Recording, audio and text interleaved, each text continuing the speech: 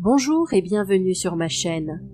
Installe-toi confortablement pour écouter l'histoire intitulée « Le maître du temps ».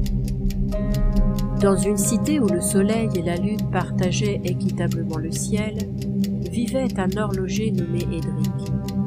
Connu pour sa précision inégalée et son amour du détail, il façonnait des montres d'une complexité fascinante, capables de mesurer non seulement le temps, mais aussi les souvenirs qu'il laissait derrière lui. Son atelier, une bâtisse nichée au cœur des ruelles pavées, regorgeait de rouages et de cadrans aux motifs étranges.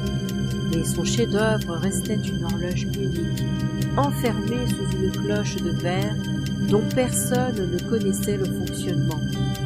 On disait qu'elle pouvait capturer un instant, une émotion, et la figer pour l'éternité. Édric n'était pas un simple artisan. Il avait hérité d'un savoir ancien, transmis de génération en génération, une connaissance intime du flux du temps. Il savait que chaque seconde était un fil fragile, tissé dans l'immense tapisserie de l'existence, et que le moindre changement pouvait tout bouleverser.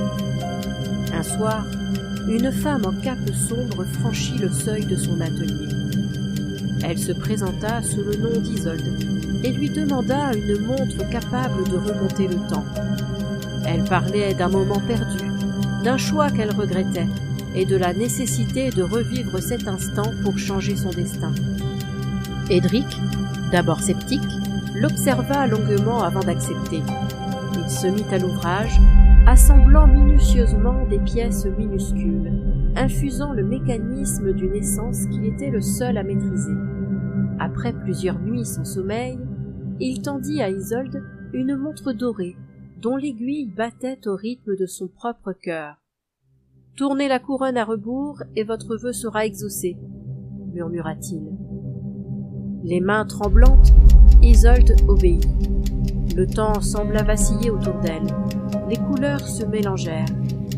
Les sons se dissipèrent.